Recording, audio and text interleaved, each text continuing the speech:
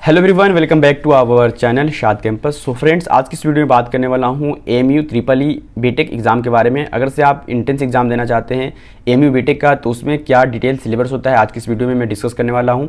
इससे पहले मैंने एमयू के ऊपर यानी कि बीटेक के ऊपर एक बहुत ही डिटेल वीडियो बनाया था, जिस पर मैंने सारी चीज़ें पर डिस्कस किया था। क्या कट ऑफ जाता है, एग्जाम पैटर्न क्या होता है, क्या आपके प्लेसमेंट का सीन है, वहाँ हॉस्टल क्या होता है, कितना फ़ी लगता है, यानी कि पूरा एक कंप्लीट जो कर सकते हैं जो नॉलेज होनी चाहिए, मैं उसके बारे में आपको दिया था।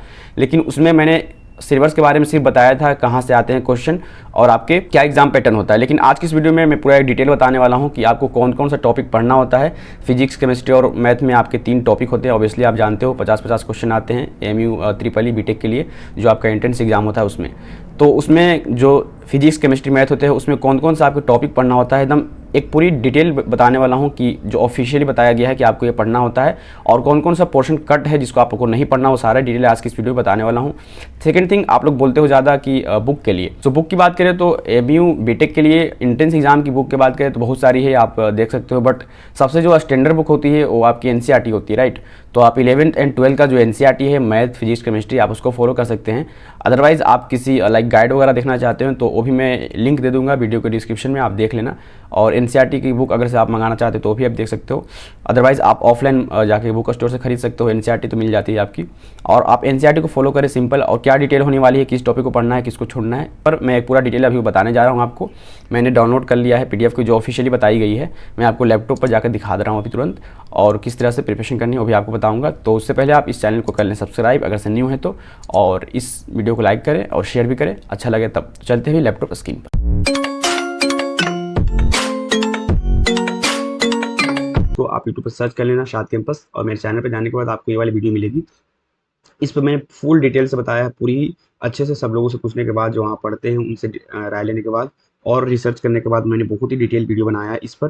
तो आप मेक श्योर अगर से आप इंटरेस्टेड हो एमयू की बीटेक के लिए, तो पहले वीडियो आप ये देखना, इसमें सारा कुछ आपको मिल जाएगा। कोर्स फी क्या है, सिलेबस क्या है, branches and seat, previous years exam की प्रिपरेशन किस तरह से करें, प्लेसमेंट मिलता है कि नहीं, कितना होता है, एंड हॉस्टल फीस वगैरह सारा डिटेल आपको दिया हूँ, ठीक है। लेकिन उसमें जो सिलेबस है मैंने आपको फुली डिटेल नहीं बताया था, सिर्फ एक ओवरव्यू दिया था कि इस तरह से क्वेश्चन आते हैं, और आपको प्रीवियस से भी दिखाया था किस तरह से कुछ किस चैप्टर से आते हैं। लेकिन आपको एक ऑफिशियली दिखाऊंगा कि जो ऑफिशियली जारी किया गया है कि आपको ये पढ़ना है एंट्रेंस एग्जाम में, इससे पूछा जाएगा। तो मैंने यहाँ पर इसको डाउनलोड कर लिया है, इसका ऑफिशियल वेबसाइट से आप भी डाउनलोड कर सकते हो, मैंने वहाँ से ही डाउनलोड किया है। और इसका जो अगर आप इस पीडीएफ को डाउनलोड करना चाहते हैं तो लिंक दे दूंगा मैं वीडियो के डिस्क्रिप्शन में, तो आप वहाँ से देख सकते हो, राइट। तो आते हैं पॉइंट पर, वह है faculty of engineering and technology BTech paper 1 आपका होता है, जिसमें फिजिक्स होगा। फिजिक्स आपके 11th एंड 12th से आते हैं, जितने भी आपके इसमें फिजिक्स हो, केमिस्ट्री हो, मैथ है, 11th एंड 12th दोनों के टॉपिक आते हैं, राइट। तो आप यहाँ देखो, सबसे पहला जो पढ़ना है वो है physical word and measurement, right. तो आपको सबसे पहले क्या पढ़ना है, फिजिकल वर्ड मेजरमेंट, जो बहुत बेसिक है, आपको पढ़ाया जाता है। तो आपको सबसे पहले ये पढ़ना होगा। उसके बाद इसमें जो टॉपिक है आप यहाँ पे देख पाओगे, जितने भी टॉपिक है तो मेक श्योर आप इसको पढ़ना। तो यहाँ पर सारा टॉपिक का नाम लिखा हुआ है। फिर काइनेमेटिक एक बहुत ही अच्छा पार्ट होता है। तो काइनेमेटिक में जितने भी है, frame of reference, motion, straight line, position, time graph, speed, velocity, ये जितने भी टर्म्स से आपको मेक श्योर किसको करना है, क्या कंप्लीट करना है, इसके बारे में आपको एक नॉलेज होनी चाहिए। फिर बात करें तो यहाँ पर आपको देखोगे, 1 मिनट में इसको कर लेता हूँ थोड़ा सा। तो आपको पहला फिजिकल वर्ड एंड यहाँ पर kinematics, then laws of motion. Laws of motion के भी देख सकते हैं, जो भी आपको पढ़नी है सारी चीज़ यहाँ पर मेंशन है। और वर्क, एनर्जी एंड पावर, फिर इस तरह से motion of system and particle and rigid body. Then after यहाँ पे आप देखो तो ये है ग्रेविटेशन। तो ग्रेविटेशन में आप यहाँ पर सारे देख सकते हो, ग्रेविटेशन में आपको कितना पढ़ना है और कौन कौन सी टॉपिक पढ़नी है। प्रॉपर्टीज ऑफ बल्क मैटर, ये सारा आप देख सकते हो, यहाँ पर सारी लिखा हुआ है। तो मैं आपको बस एक ओवरव्यू दे रहा हूँ क्या क्या पढ़ना है। थर्मोडायनेमिक्स पढ़नी है आपको, क्लास 11th में सारी चीज़ पढ़नी होती है आपको। फिर behaviour of perfect gas in kinematic theory, oscillation and waves, ये आपको पढ़नी है। फिर इलेक्ट्रोस्टैटिक्स, ये आपके 12 के आगे हैं चैप्टर्स। 12 के देखोगे आप, इलेक्ट्रोस्टैटिक करंट, इलेक्ट्रिसिटी, फिर magnetic effect of current and magnetism, फिर यहाँ पर electromagnetic, induction and alternating current, right. आपको जितने भी टॉपिक है आप मैक श्योर यहाँ देख लेना एक बार, और सबको आपको अच्छे से पढ़ना ही होगा। और इलेक्ट्रोमैग्नेटिक वेव्स एंड यहाँ पर है कि आपका एक है ऑप्टिक्स। ऑप्टिक्स में सारा पार्ट आप देख सकते हैं, ऑप्टिकल इंस्ट्रूमेंट्स के बारे में पढ़ना है आपको यहाँ पर, telescope and magnifying powers etcetera. फिर dual nature of matter and radiation, यहाँ पर ये है।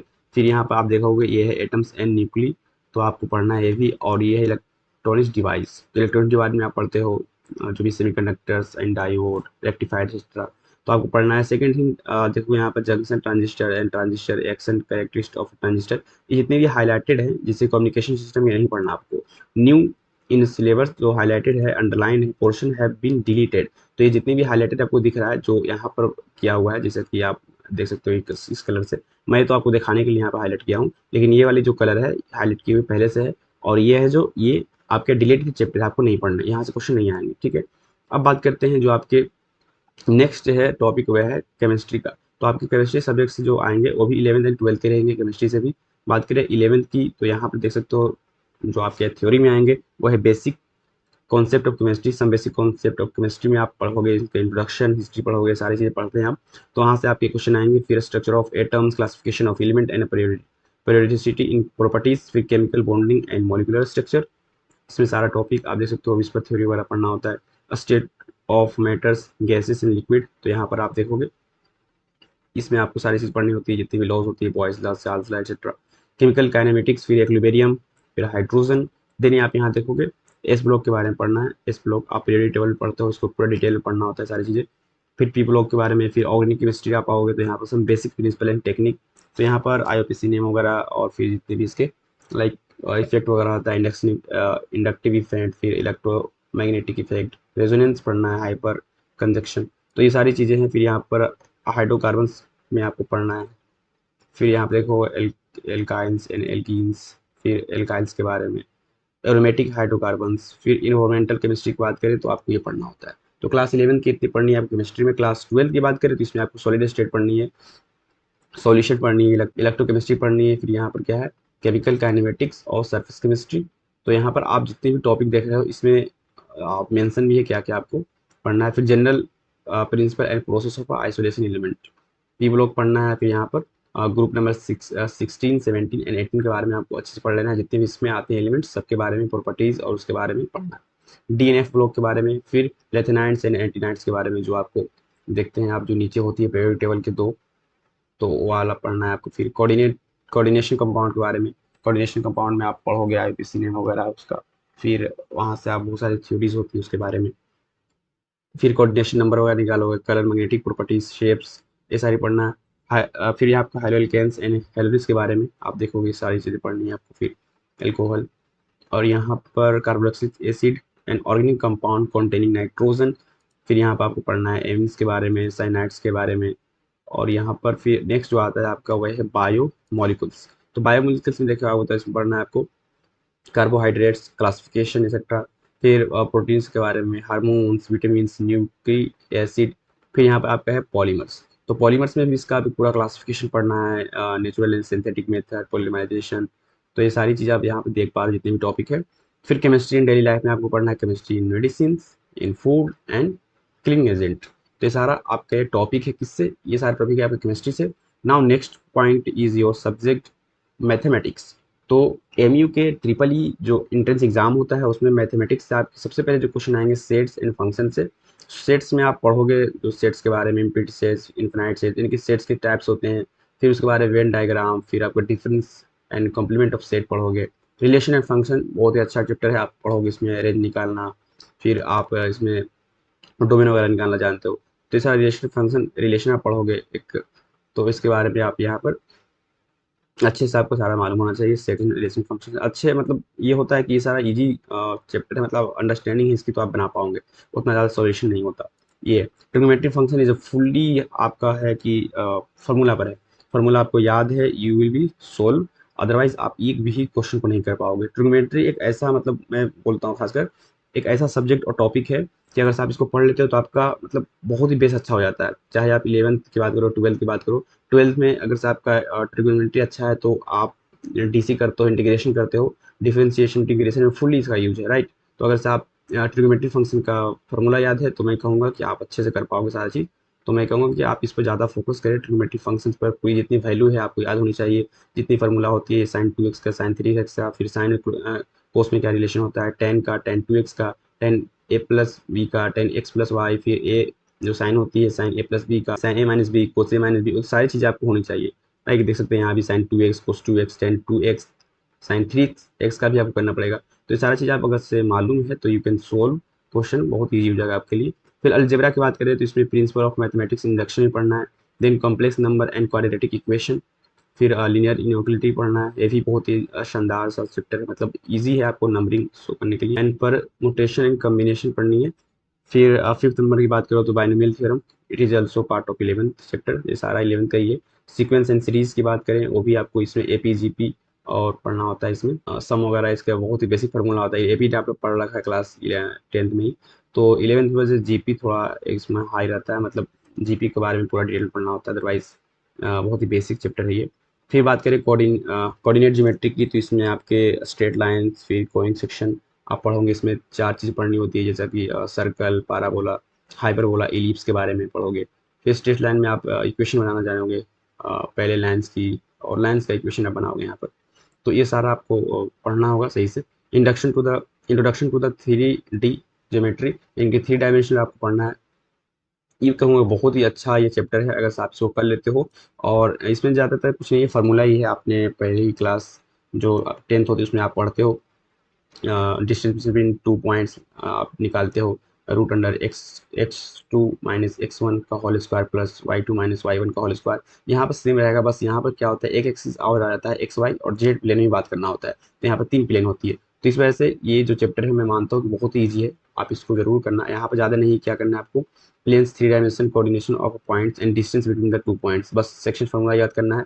जैसे इंटरनल होता है, एक्सटर्नल सेक्शन फार्मूला होता है, तो आपको याद करना पड़ेगा। तो यहाँ पर फार्मूला आप 5-6 है जो याद कर लोगे तो आसानी से बना पाओगे। फिर कैलकुलस की बात करें तो इसमें आपको लिमिट एंड डेरिवेटिव्स जो 11th में आप पढ़े थे। लिमिट में भी क्या होता है, बहुत ईजी होता है, 0/0 फॉर्म का आ गया तो वहाँ पर थोड़ा डिफरेंस हो सकता है, बट ये आप कर सकते हो। Derivative is fully all about इस फार्मूला, आपको फार्मूला याद है डेरिवेटिव्स का, यू कैन सोल्व क्वेश्चन, मतलब बहुत सारे क्वेश्चन जो आप डायरेक्ट बना सकते हो, तो फार्मूला याद होनी चाहिए। और देखिए बाकी आपको सॉल्यूशन पर होता है, कैलकुलेशन पर होता है, किस तरह से आप कर रहे हैं।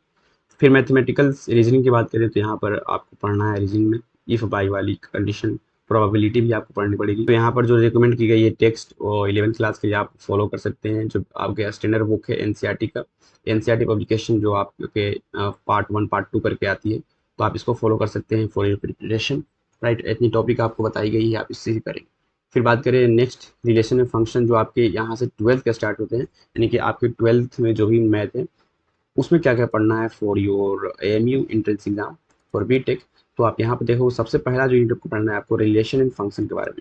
तो यहाँ पर 2 होती है, रिलेशन एंड फंक्शन आपको सबसे पहला चैप्टर मिलता है, लेकिन उसमें बाइनरी जो ऑपरेशन है उसको नहीं पढ़ना, ये डिलीटेड है, नहीं आएगी क्वेश्चन इससे आपके एंट्रेंस एग्जाम में।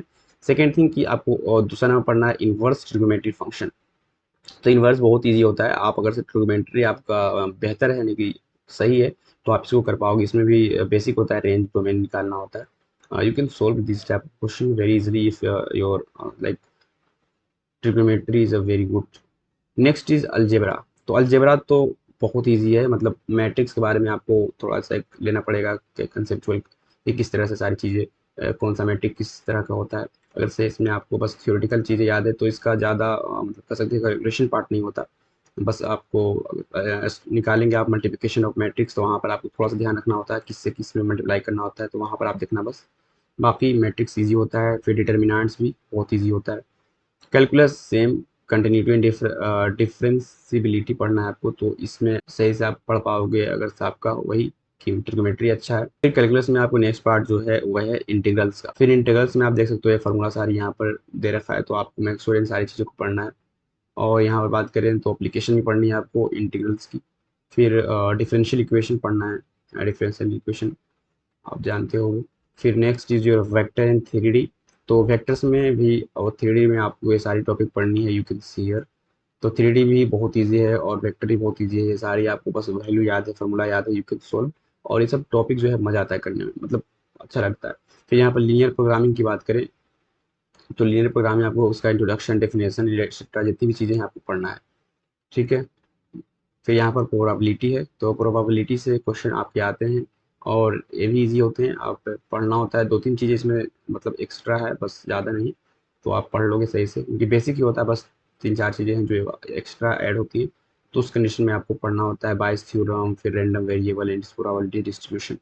तो this is all about your like syllabus, detail syllabus for your entrance exam. So अगर से आप एमयू बीटेक, जिसको ट्रिपल ई यानी कि इंजीनियरिंग एंट्रेंस एग्जाम जो होती है उसके लिए प्रिपरेशन कर रहे हैं, तो it will be very beneficial for you कि गाइज आप जितने भी टॉपिक्स में हैं आप कवर करें। जो टॉपिक रिलेटेड है वो भी मैंने आपको बता दिया कौन सा पढ़ना है और आपको कौन सा नहीं पढ़ना।